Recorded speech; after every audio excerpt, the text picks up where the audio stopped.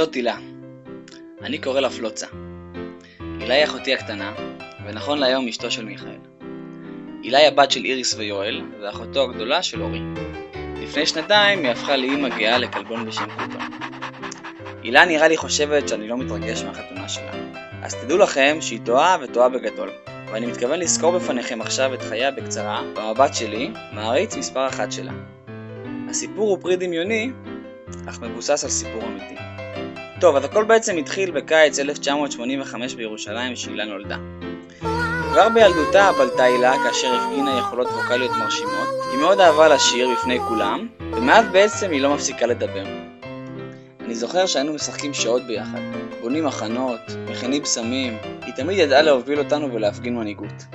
כשהילה הייתה בת 8 נסענו לשליחות בארצות הברית. היא קלטה מהר מאוד את האנגלית והשתלבה יפה בין אוכלוסיית הילדים המהגרים בבית הספר. להילה תמיד היו שאיפות גבוהות. החלום שלה באותה תקופה היה להיות אסטרונאוטית. אני זוכר שאבא ואני אפילו הסענו אותה במשך 17 שעות לכל כיוון עד אלבמה לקייטנת חלל של נאס"א. אסטרונאוטית היא לא, לפחות לא בחלל. במקביל החלה הילה לפתח קריירה מוזיקלית רב-תחומית, אך מהר מאוד הגיעה למיצוי, והאמת שגם אנחנו. ב-96 חזרנו לארץ למבשרת ציון, שם הילה החלה ללמוד בחטיבת הביניים. מהר מאוד השתלבה בתנועת הצופים, ואף הפכה למפקדת בכירה בארגון. במקביל החלה בקריירת ריקוד בלהקת מחולה, שם תפקידה היה להרקיד את כולם, דבר שהיא עושה בעצם עד היום. הילה למדה בתיכון הראל, בו רכשה את רוב חברותיה הטובות שידועות בשמם הלול, אני כבר אתן לכם לנחש למה. ב-2004 לאחר סיום התיכון התגייסה לצה"ל והפכה להיות מדריכת צלפים, היא אימנה את כל יחידות העילית של צה"ל ואף השתתפה בפעילות מבצעית בעזה. ואז הגיע מיכאל. אני זוכר שהיא סיפרה לי שיש לה קצין מעצבן מגולני, שעושה לה חיים קשים, אבל מהר מאוד התלונות הפסיקו, ופתאום התחלתי לשמוע שיש לה קצין חמוד ונחמד.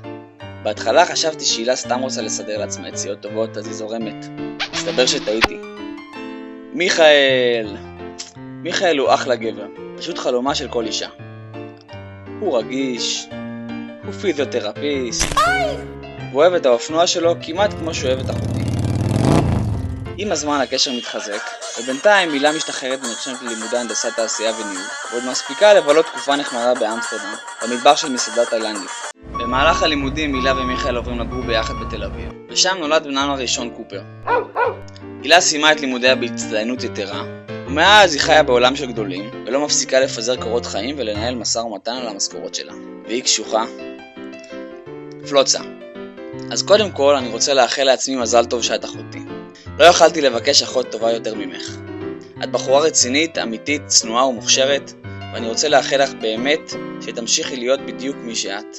תמשיכי להאמין בצדקת דרכך, ואין דבר שיוכל לעמוד בפנייך. ואני בטוח שאבא היה מאוד גאה בך. ואתה מיכאל, אז מעבר לזה שאתה בחור זהב וחסון שכל אחת הייתה שמחה שיהיה בסביבתה, חוץ מזה אתה זכית בלוטו, אז תשמור לי עליה טוב טוב. אוהב אתכם תמיד ומאחל לכם את כל הטוב שבעולם.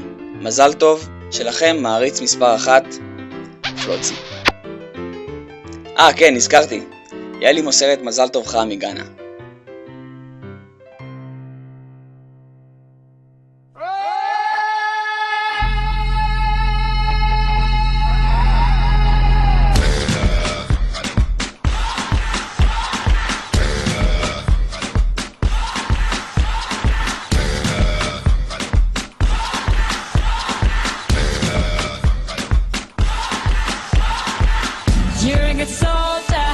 Choosing your battle, pick yourself up and dust yourself off and back in the saddle. You're on the front line, everyone's watching. You know it's serious, we're getting closer, this isn't over. The pressure's on, you feel it, but you got it all, believe it. When you fall, get up, oh, and if you fall, get up, Tamina, mina, sangalewa, cause this is Africa. Tamina, mina, Waka waka, Samina, mina, sangalewa. This time for Africa.